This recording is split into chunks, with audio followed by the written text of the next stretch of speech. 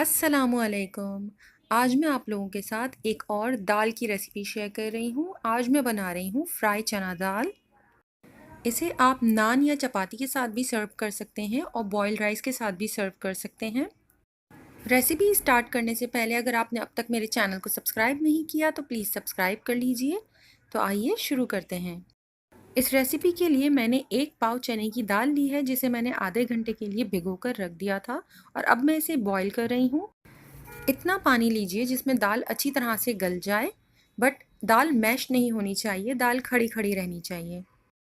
दाल boil होने के बाद अगर उसमें कुछ पानी रह जाए तो आप उस पानी को सेव कर लीजिए और मसाले की भुनाई में या फिर बाद में दाल की ग्रेवी को एडजस्ट करने के लिए उस पानी का इस्तेमाल कीजिए। पैन में आधा कप तेल गरम कर रही हूँ और साथ ही मैंने इसमें शामिल किया है 1 खाने का चम्मच घी। बाज़ार से जब हम दाल खरीदते हैं तो वो घी में ही फ्राई हुई हुई होती है।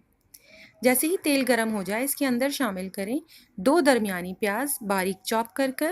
प्याज को इतनी देर तक कुक करें जब तक कि उसका रंग तब्दील होकर सुनहरा शुरू हो जाए। जैसे ही प्याज का रंग तब्दील हो इसके अंदर शामिल कर दीजिए 1 खाने का चम्मच लहसुन का पेस्ट, 1 खाने का चम्मच अदरक का पेस्ट, 15 से 20 कड़ी पत्ते। लहसुन, अदरक और कड़ी पत्ता शामिल करने के बाद इसे कुछ देर के लिए भून लीजिए ताकि लहसुन और अदरक का कच्चापन खत्म हो जाए और कड़ी पत्ते की भी अच्छी सी खुशबू आने लगे। इसके बाद आप इसमें शामिल करें 3 से 4 दरमियाने साइज़ के टमाटर बारीक चॉप कर कर, या फिर अगर आप चाहें तो इसे ब्लेंडर में पीस कर भी इसमें शामिल किया जा सकता है।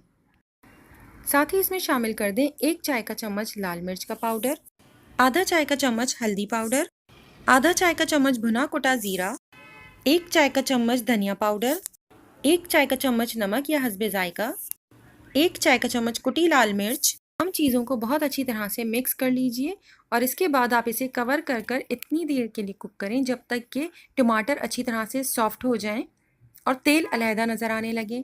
इसके बाद आप ढक्कन हटाकर इसकी अच्छी तरह से भुनाई कीजिए और साथ ही साथ स्पून से आप टमाटरों को मैश करते रहें। मैंने इसमें 1 चाय का चम्मच तलहार मिर्च का भी शामिल कर दिया है और इसे भी मैं मसाले के साथ अच्छी तरह से भून रही हूँ।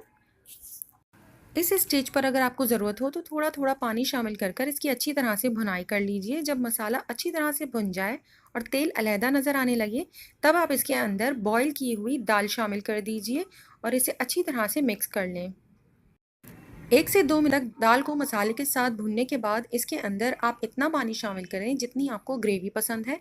मैं इसे राइस के साथ सर्व करूँगी, इसलिए मैंने पानी की क्वांटिटी थोड़ी ज़्यादा शामिल की है। साथ ही इसमें शामिल कर दीजिए आधा चाय का चम्मच भुना कुटा ज़ीरा और आधा चाय का चम्मच गरम मसाला पाउडर। इसे भी अच्छी तरह मिक्स कर लीजिए और साथ ही इसमें शामिल करें 2 चाय के चम्मच कसूरी मेथी के। इसे भी मैंने मिक्स कर लिया।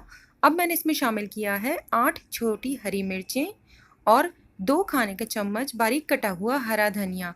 अगर आपको तीखा पसंद है तो आप हरी मिर्चों में कट लगा सकते हैं, मैंने इसमें साबुत हरी मिर्चें शामिल की हैं। इसे कवर कर कर 5 से 7 मिनट के लिए हल्की आंच के ऊपर छोड़ दें। 5 से 7 मिनट के बाद आपकी मज़ेदार सी फ्राई चना दाल बिल्कुल तैयार है।